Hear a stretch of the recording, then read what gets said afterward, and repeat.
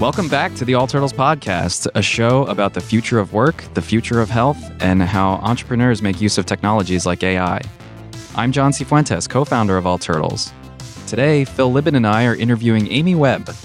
Amy's a quantitative futurist and the founder of the Future Today Institute. We ask her about the research she's compiled in her new book, The Big Nine, how the tech titans and their thinking machines could warp humanity.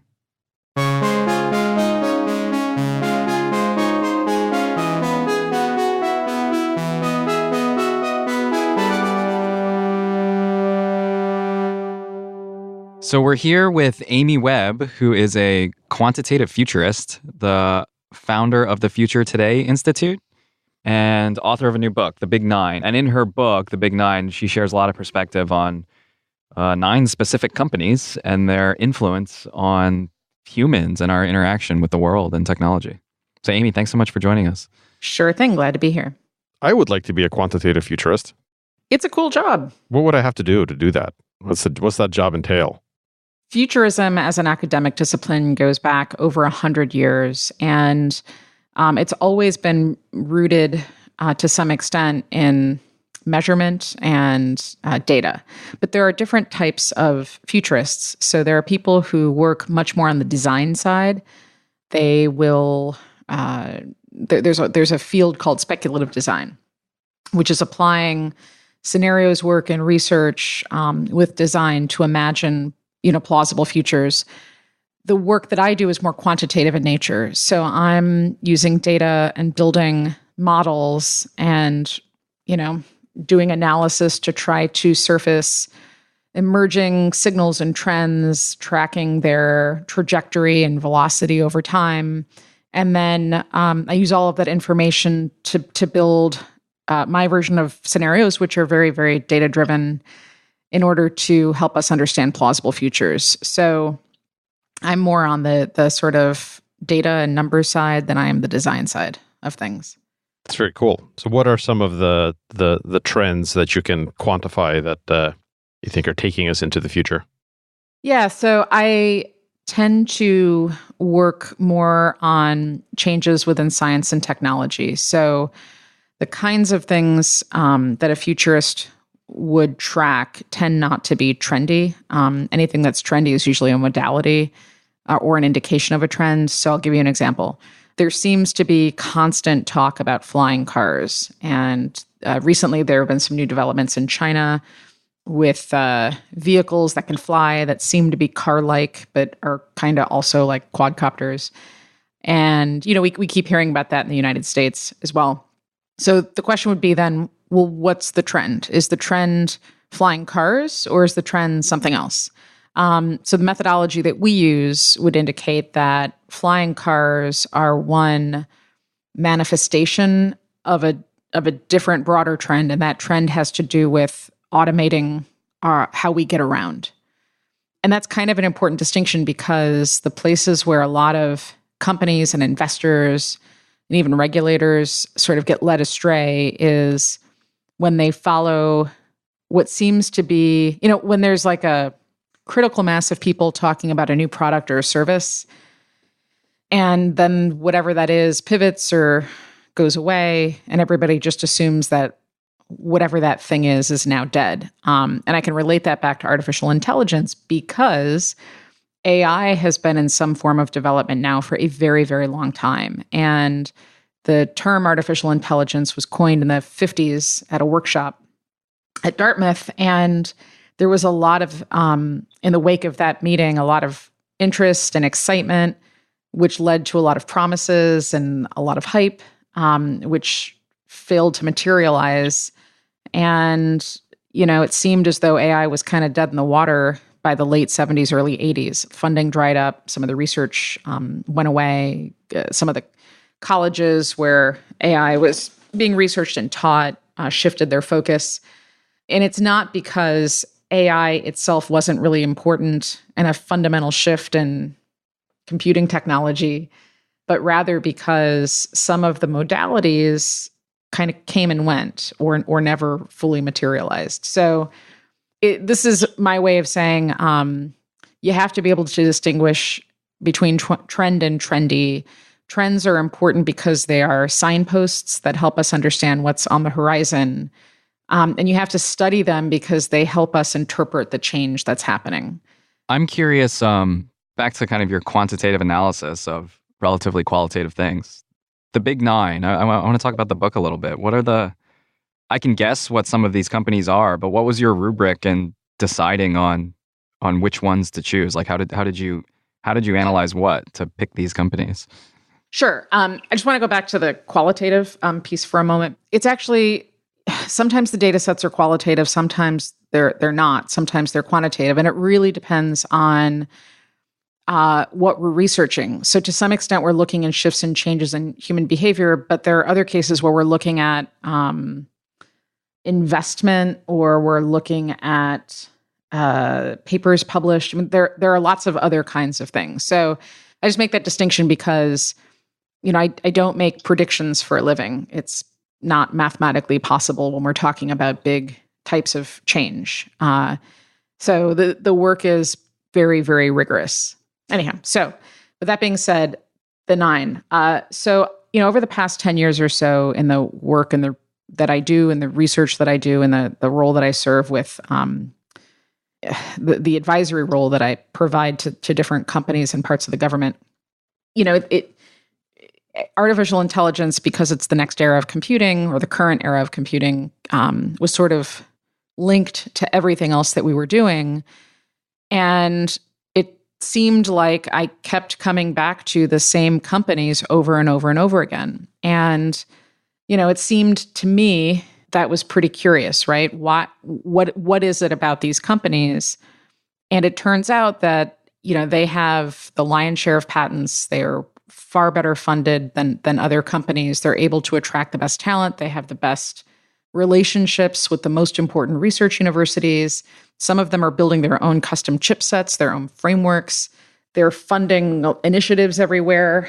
And I think that's why they have this influence that they do. So there are 3 in China and 6 in the United States. The 3 in China are collectively referred to as the BAT. So that's Baidu, Alibaba, and Tencent. And in the United States, it's the acronym that I use is the G Mafia. So this is Google, Amazon, Microsoft, IBM, Facebook, and Apple.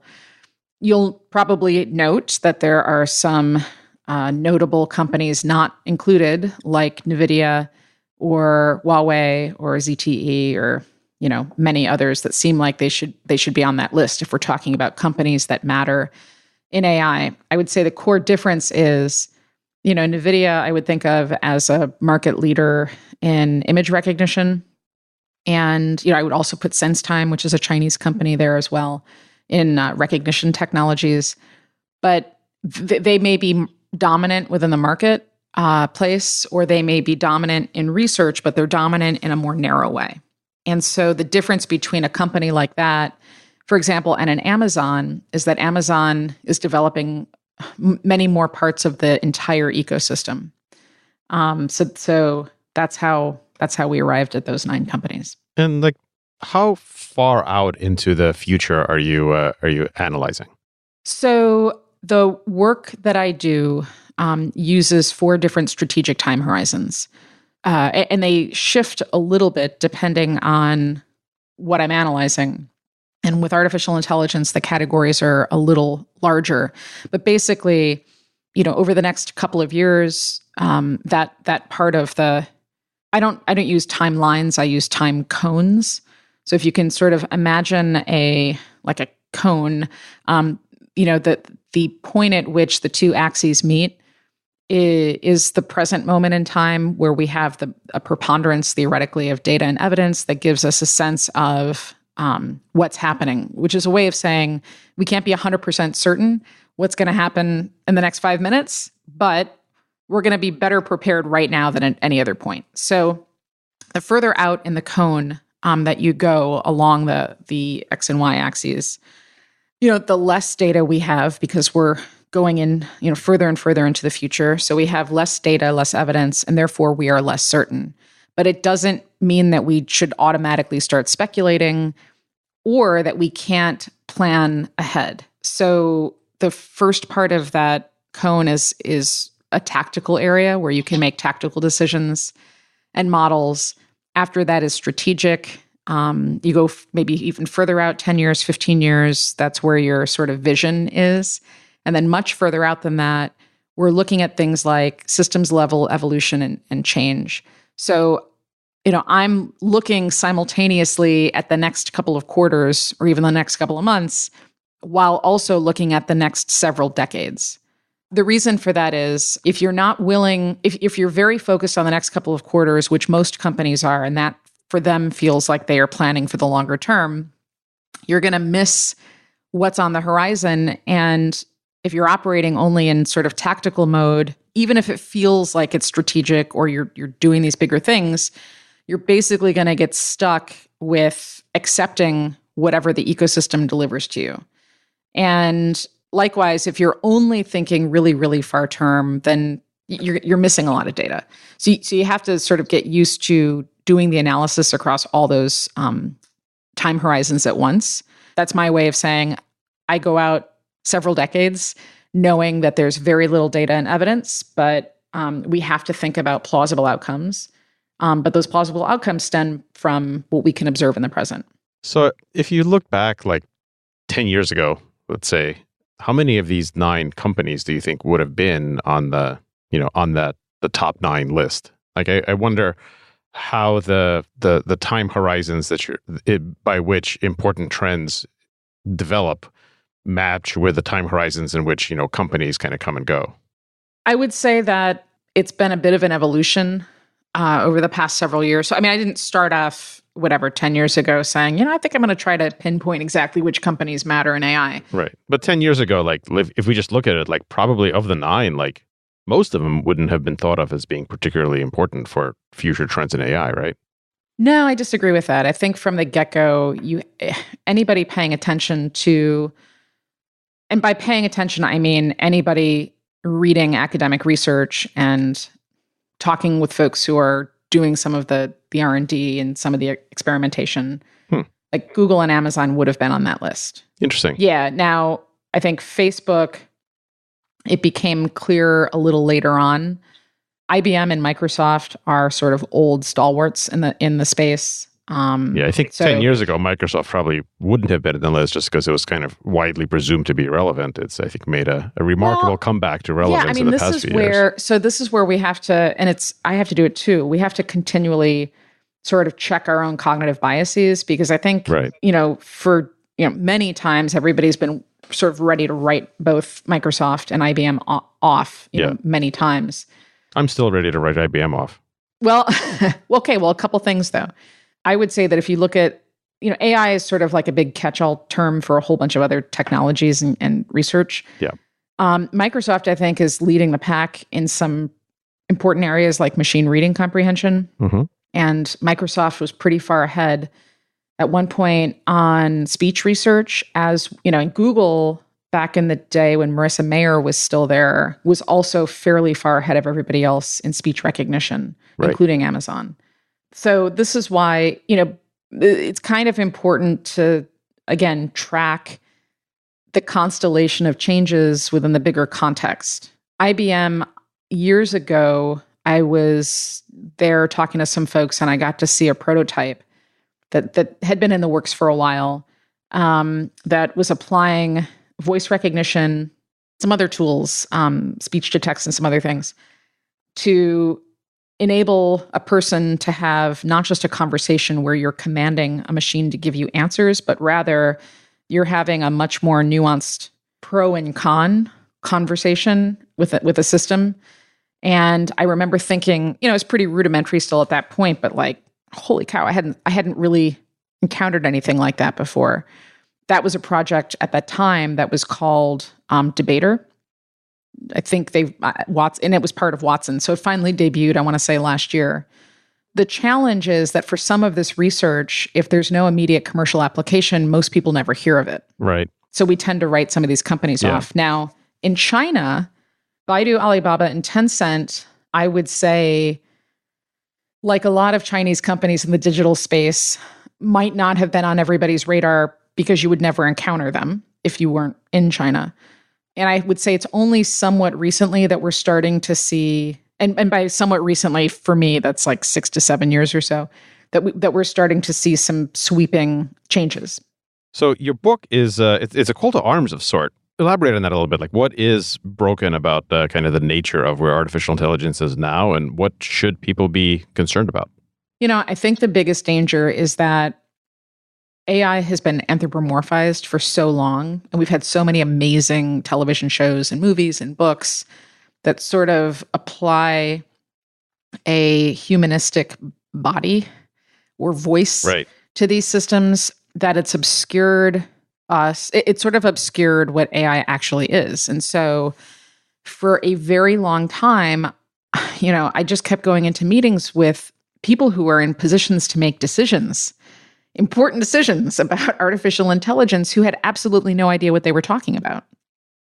And I'm sure you guys probably feel the same way. Like, for a very long time, all anybody was talking about was when the robots, when exactly are the robots going to come to take all of our jobs? Mm-hmm. Or when are all the robots going to come and murder us in our sleep?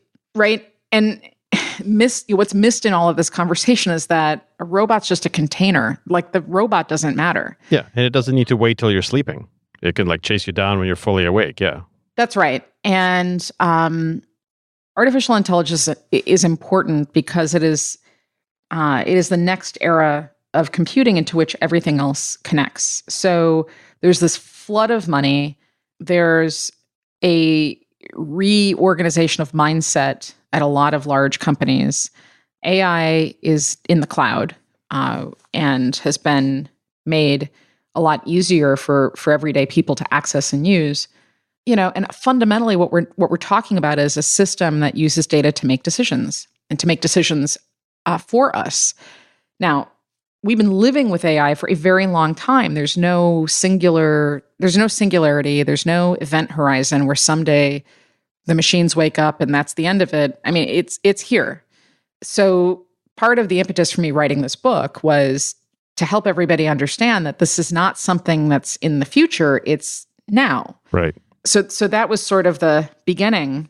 My sense is that for people who work in some of these companies, or who work within the ecosystem on the tech side, just are not aware of some of the other complex issues on the policy side or on the finance side, and have lost some sense of what the bigger picture is. And on the policy side, there's very little understanding of what the technology actually is and what the history is and all of these other things. And in the meantime, while we are now embroiled in these ridiculous arguments about breaking up big tech or not breaking up big tech, or imposing, there are all of these different organizations that are all writing their own versions of ethics and standards and technical specifications for what AI should be in the United States, as well as in other countries. Like, the EU's doing this, Canada's doing it. There are all these different groups.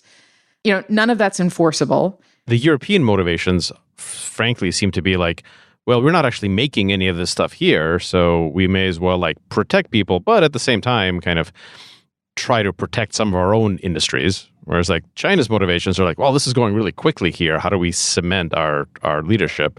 And the US being somewhere in the middle. That's right. And so there's plenty of China sort of Sino fear-mongering going on. Yeah, absolutely.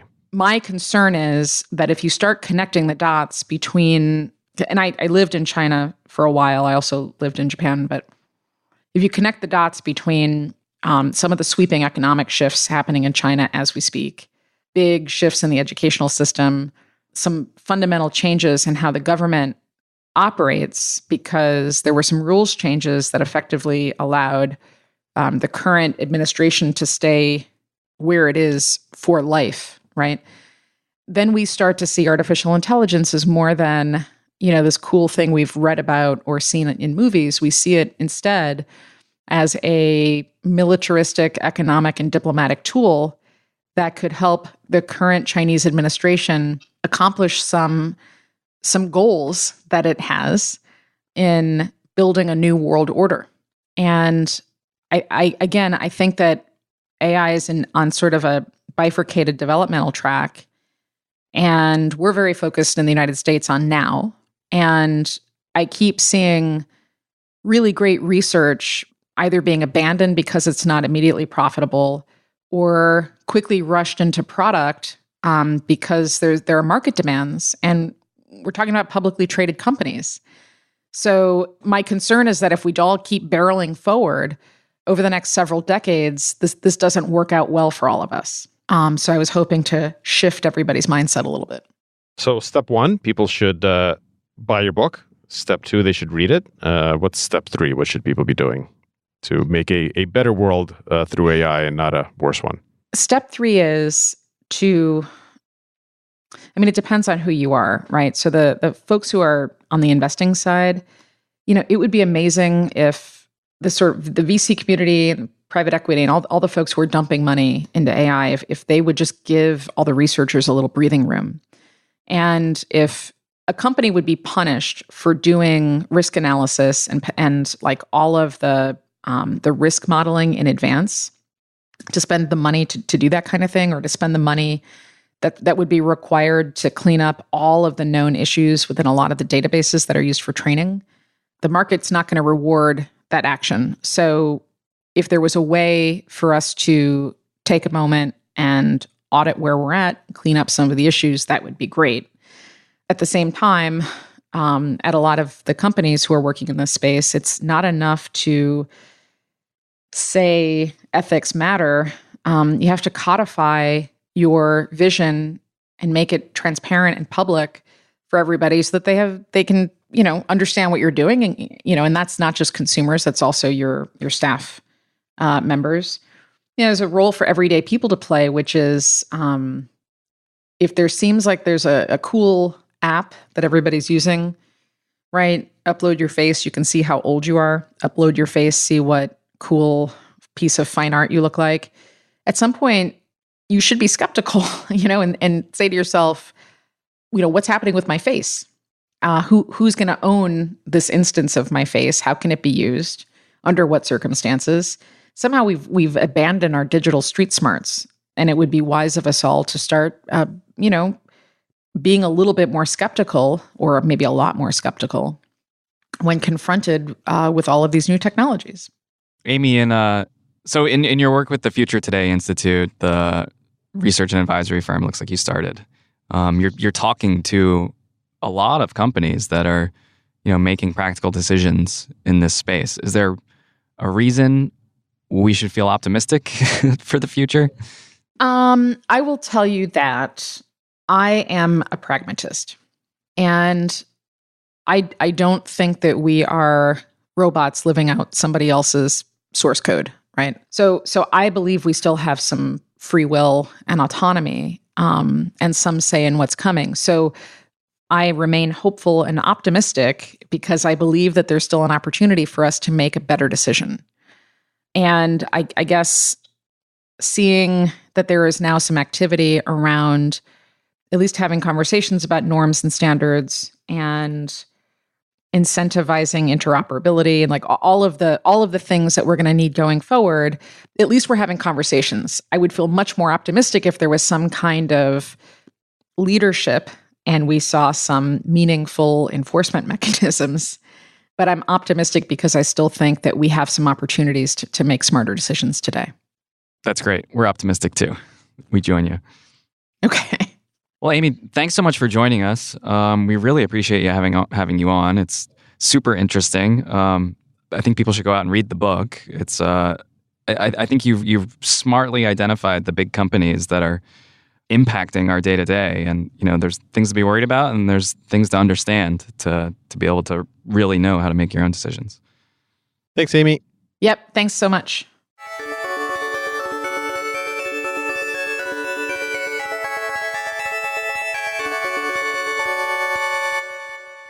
So now it's time for a listener question, and this one comes in from Christopher via email. Thanks, Christopher. Anyway, he says, have any of the hosts read the book Life 3.0? I know you guys don't have a lot of faith in artificial general intelligence, but I would love to hear your thoughts on the book.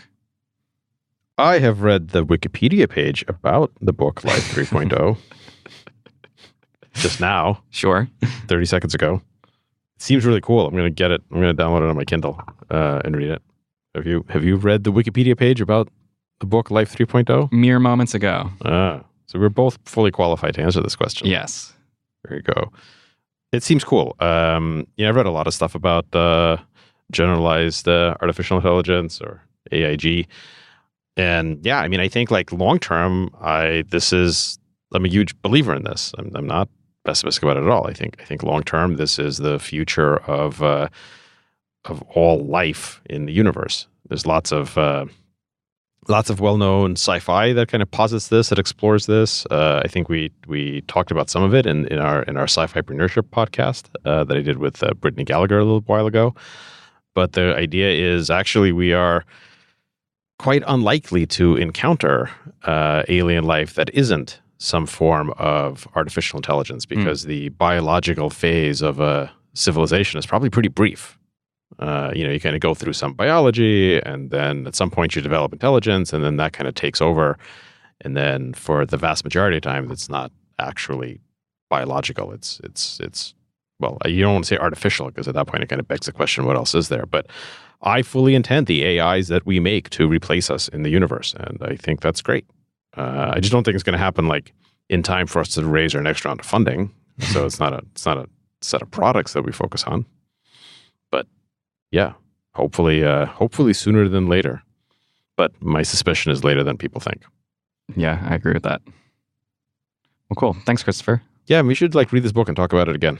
Yeah, definitely.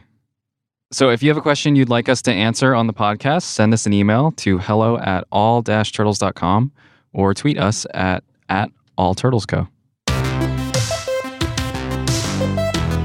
This podcast is a production of the All Turtles Worldwide Media Empire. We recorded this episode in the world-class Donatello Studios in San Francisco, California. Thanks to Amy Webb for joining us this episode. If you have any questions, comments, or suggestions for future episodes, send us an email to hello@all-turtles.com. Marie reads every message. Thanks to everyone who made this episode possible, including Jim Metzendorf for editing, Marie McCoy-Thompson for producing, Chris Plug for his audio expertise, Micah Rivera for our artwork, and Matt Ammerman for our theme music. On behalf of Jessica Collier, Phil Libin, and yours truly, John Cifuentes, and the rest of the All Turtles team, thanks for listening.